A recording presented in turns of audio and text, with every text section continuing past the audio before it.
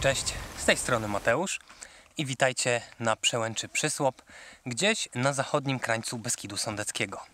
Tutaj rozpoczynam już 11 dzień mojego przejścia głównym szlakiem beskidzkim.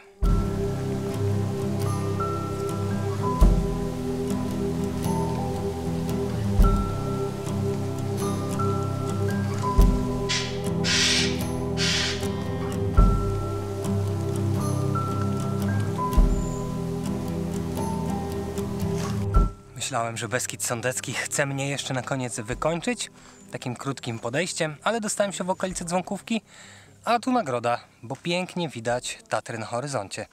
Wczoraj się trochę nie udało, bo były pod chmurami, a dzisiaj już tak lśnią w blasku porannego światła. No a sama Dzwonkówka rzeczywiście może kojarzyć się z pasterskimi dzwonkami, bo tych hal pasterskich w paśmie Radziejowej nie brakuje. To takie pozostałości tego epizodu, kiedy intensywnie tutaj wypasano zwierzęta. Wyobraźcie sobie nawet, że był taki okres w historii, kiedy Podhale było przeludnione i Beskidom groziło wylesienie. Pozyskiwano absolutnie każdy kawałeczek gruntu, który nadawałby się pod uprawy czy pod wypas. Spora część lasów była jednak w rękach prywatnych, między innymi hrabiego Adama Stadnickiego, który tworzył i w paśmie Radziejowej, i w paśmie Jaworzyny przede wszystkim rezerwaty. Trochę trudno obecnie, spacerując Beskidami, wyobrazić sobie, jak zupełnie inaczej mogły wyglądać 100 czy nawet 200 lat temu.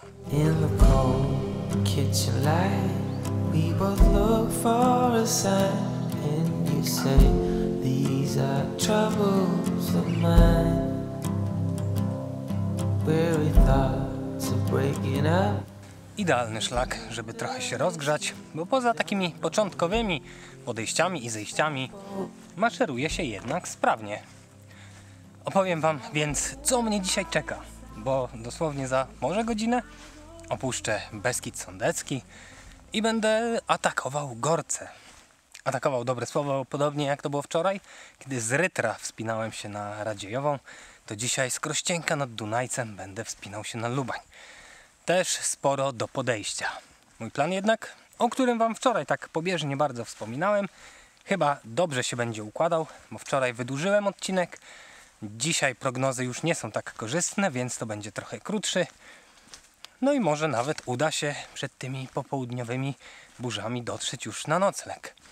Ale w tym szaleństwie, mimo że była metoda, to trochę się ono na mnie zemściło. Nie przewidziałem tego, że właśnie w weekend będę w bardzo popularnych stronach. Co się nakombinowałem, to moje. To będą wszystkie możliwe kombinacje w jeden taki długi odcinek, że już teraz bolą mnie nogi. No ale najważniejsze, że mam gdzie spać. To się liczy po prostu. To jest sukces. A że trzeba będzie tam 4 km nadrobić od szlaku, to już trudno. To już trudno. Będę przygotowywał nogi mentalnie. No i tym będzie się zresztą martwił przyszły Mateusz, bo ten dzisiaj się będzie po prostu na tym szlaku, mam nadzieję, relaksował.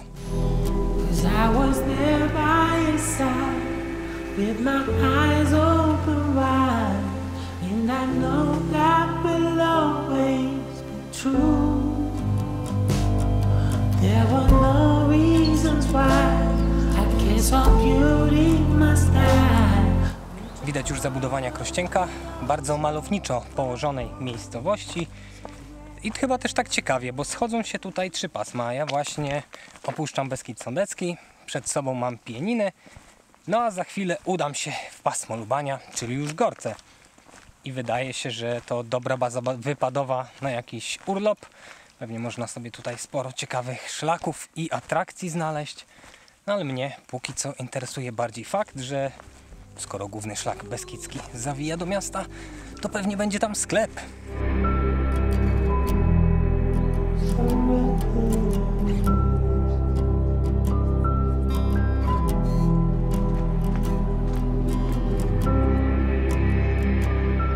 Mój czas w Beskidzie Sądeckim dobiegał właśnie końca.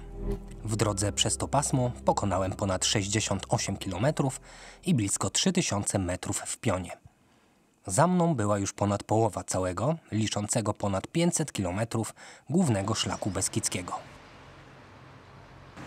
Beskid Sądecki po tamtej stronie Dunajca a po tej są już gorce.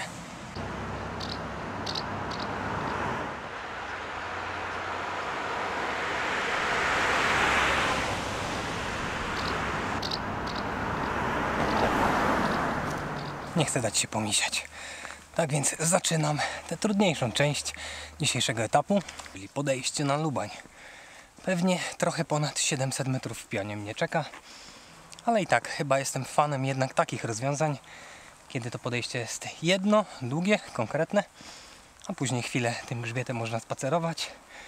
Wydaje mi się, że to bardziej do mnie przemawia niż to, co w Beskidzie Niskim, czyli liczne podejścia, zejścia i tak w kółko.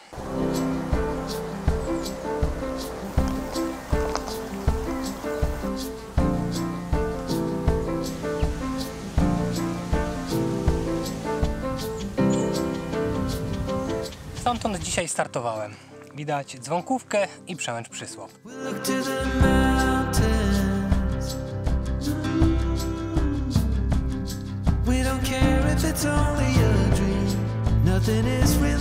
Dzisiaj też może się okazać, że Tatry nie będą zbyt dobrze widoczne.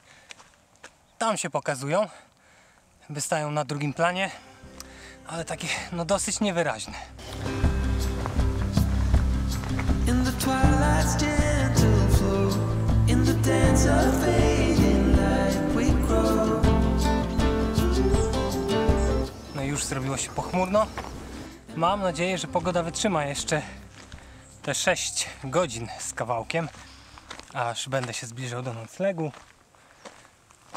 No taki odcinek wyprowadzał ten szlak z miejscowości, trochę asfaltu. Szybko jednak zawinął do lasu i raz na jakiś czas takie polanki widokowe, coś można sobie obejrzeć. Na razie żadnych przerażających podejść nie ma, więc maszeruje się sprawnie.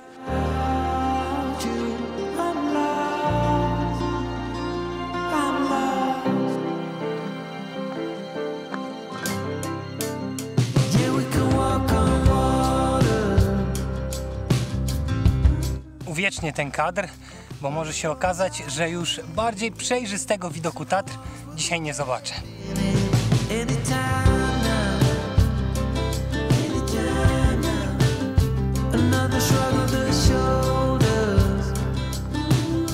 Zastanawiałem się już z daleka, co to za grzyby, ale gdy podejdzie się bliżej, to widać, że są tu ławeczki i jest też tablica z podpisaną panoramą i ponoć ich jest kilkanaście rozsianych tutaj w okolicy.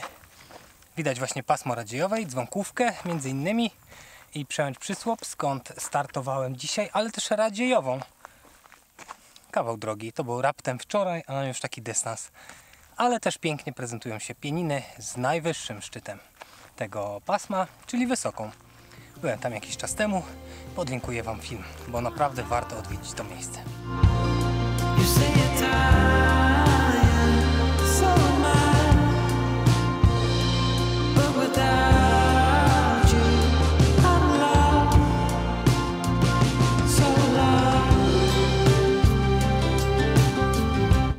No rzeczywiście póki co relaks, zwłaszcza w porównaniu z tym wczorajszym podejściem z Rytra na Radziejową.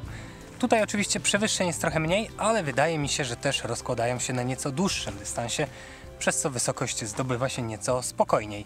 Dotarłem na Kotelnicę w międzyczasie i jak udało mi się wyczytać, nazwa ta pochodzi albo od kotliny, albo od kocenia się, czyli zimowania owiec. No a jedyna rzecz, która mnie drażni, to fakt, że te Tatry nie są dobrze widoczne.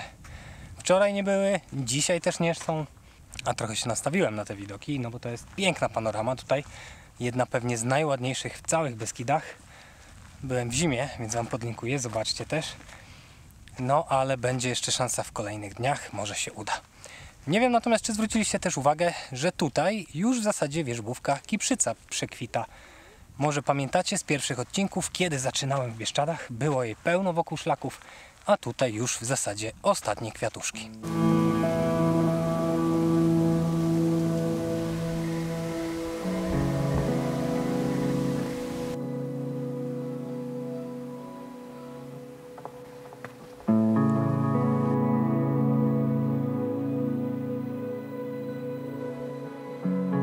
Nie liczę godzin i lat. Była chyba kiedyś taka piosenka, dosyć wiekowa już, To nie jest utwór z czasów mojej młodości, nie myślcie sobie, ale myślę, że tak mógłbym podsumować tę ostatnią godzinę pewnie na szlaku od takie całkiem przyjemne dreptanie, ale dreptanie właśnie, jednostajnie pod górę, trochę usypiające, nic przesadnie męczącego, ale niewiele się właśnie działo. Zwykła ścieżka przez las, jakich w górach wiele. Tutaj zrobiło się trochę bardziej kwieciście, przez co ładniej. No i pewnie zbliżam się powoli do szczytu Lubania. Może godzinę, tak sobie kalkuluję. Dzisiaj nie idę jakoś specjalnie szybko, raczej leniwie. To ma być taki dzień właśnie dziecka. Taki sobie zrobiłem. Wszystko po to, żeby spokojnie dotrzeć na nocleg. Jutro też taki odcinek niezbyt forsowny. No i siły będą mi potrzebne w kolejnych, kiedy zjawię się już u bram Królowej Beskidów, Babiej Góry. To tam wszystkie te zachomikowane pokłady energii trzeba będzie wyzwolić. A tutaj taki spacerek wśród wierzbówki.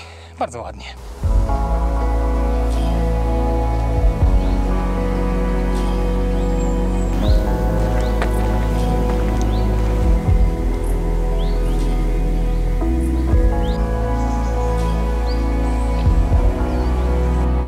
Szczyt już chyba blisko, bo zrobiło się stromo. Przybyło takich luźnych kamieni. No a ja nie nastawiam się już na nic, patrząc na pogodę. Najwyżej pozytywnie się zaskoczę.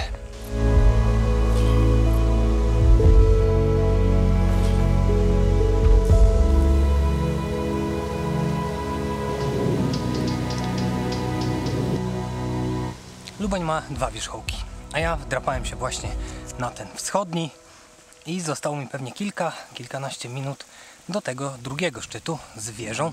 Liczy się to, że będzie coś widać. Oczywiście widoki nie będą spektakularne, tak jak można by się oczekiwać, ale i tak jestem zadowolony, bo przecież mogłaby być całkowita mgła i niczego bym nie zobaczył, tak więc nie ma co marudzić.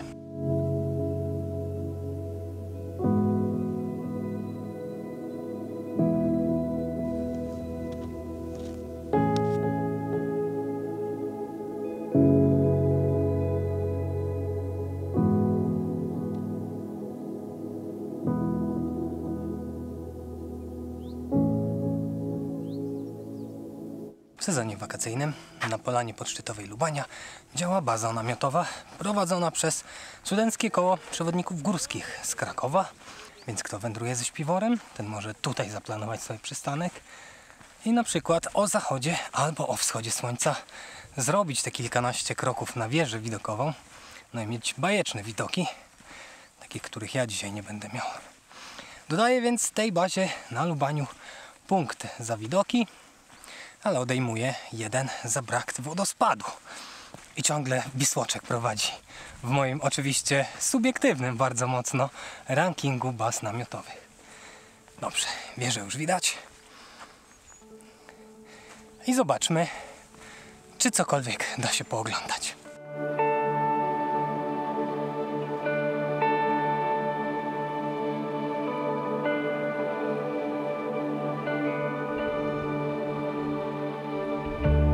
To chyba moja ulubiona wieża widokowa z tych beskidzkich. A nawet ta wczorajsza na Radziejowej trochę przegrywa. Podobne są też na Magórkach, Gorcu i Koziarzu. Ale i w Beskidzie Wyspowym rosną ostatnio jak grzyby po deszczu. Jest oczywiście na Mogielicy, ale też na Modyni, Skiełku. Także fani tego typu konstrukcji i rozległych widoków na pewno mają w czym przebierać. Rzeczywiście trochę pochmurno, ale i tak sporo da się zobaczyć. Tatry pod chmurami, ale widać grzbiety Gorców ciągnący się w stronę Turbacza. Tam powinienem być jutro, jeżeli wszystko dobrze pójdzie. A po tamtej stronie Beskid Sądecki i pasmo Radziejowej. Tam byłem wczoraj. No nie mogę się nadziwić zawsze, kiedy to oglądam, że taki kawał przedreptałem na własnych nogach. Bardzo dużą pomocą w podziwianiu krajobrazu są takie podpisane panoramy. Zawsze to na szczytach lubię, no bo można sobie bardzo dużo szczegółów wyłapać, nawet tych takich mniej oczywistych.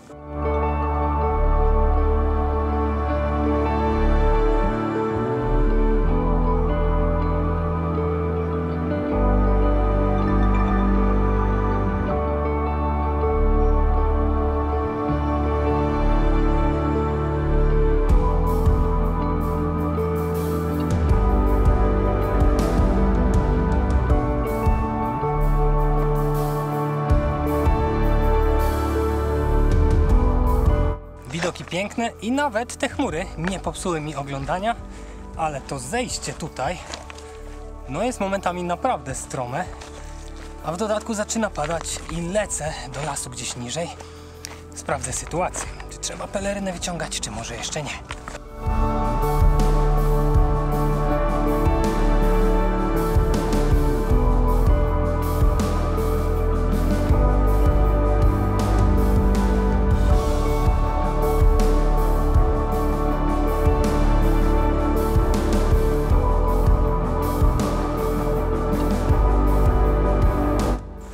Nie pada jakoś mocno, a w dodatku jestem pod wysokimi drzewami i słyszę w zasadzie tylko po liściach, że coś kapie z nieba. Nie przeszkadza mi jakoś przesadnie ten deszcz, ale powtórzę się pewnie, że jak nagrywam, to mój aparat nie jest wodoszczelny i od razu muszę go chować gdzieś pod peleryną i tak dalej. Muszę ją ubierać jak jakiś super bohater, a dopóki nie kapie z nieba, no to mogę wam pokazywać te wszystkie mijane drzewa na szlaku, te wszystkie kamienie, setki tysięcy zrobionych kroków i tak dalej.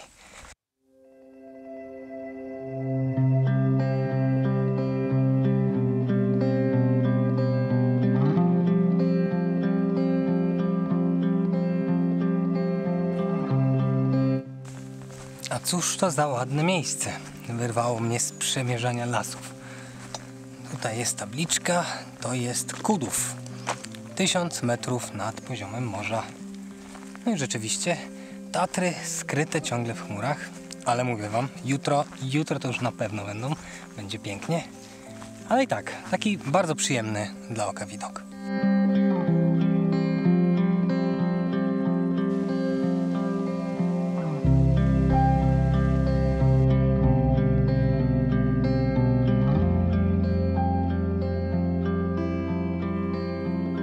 Chyba wczoraj sobie żartowałem, tak mi się wtedy wydawało, że jak na szlaku spotkam jeszcze jedną taką chopkę albo garbik, którą będę musiał podejść tylko po to, żeby za chwilę zejść, to osiwieję. No to zgadnijcie, z tego wyjazdu wrócę z kompletnie białymi włosami chyba. Ten grzbiet jest potwornie pofałdowany, a w dodatku widoków tutaj brakuje. No więc takie nie jest to wycieńczające podchodzenie, ale mimo wszystko trochę drażni. Jest szczyt o nazwie Runek. Przedwczoraj w paśmie Jaworzyny też taki mijałem. Na szczęście idę w dobrym kierunku, sprawdziłem. To nie ten sam.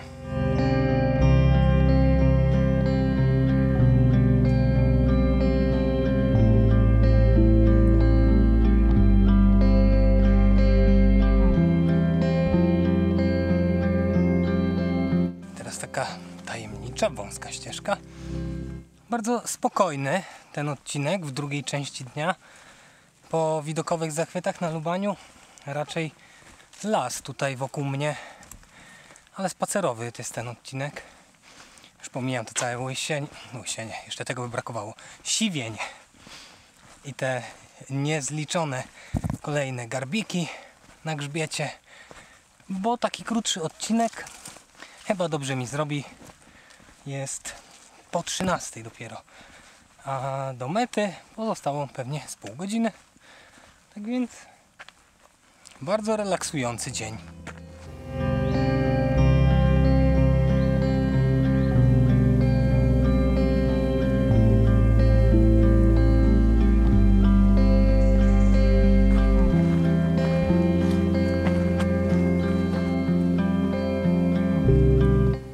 To chyba tutaj.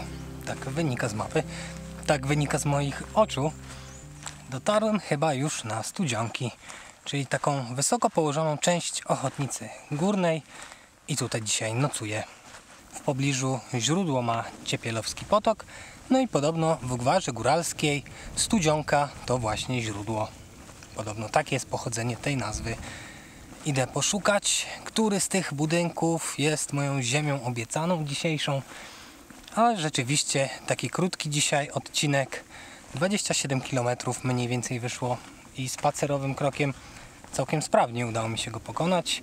Będzie dużo czasu, żeby odpocząć, bo w kolejnych dniach zawitam już do bram Beskidu Żywieckiego i samej królowej Beskidów, Babiej Góry, więc trochę sił będzie mi potrzebnych, a takie krótsze etapy pozwalają nieco wypocząć. Bardzo ładny jest też stąd widok. No i mam nadzieję, że te moje zmagania dalsze będziecie obserwować w kolejnym odcinku, pewnie za tydzień. Trzymajcie się dobrze i do zobaczenia. Cześć!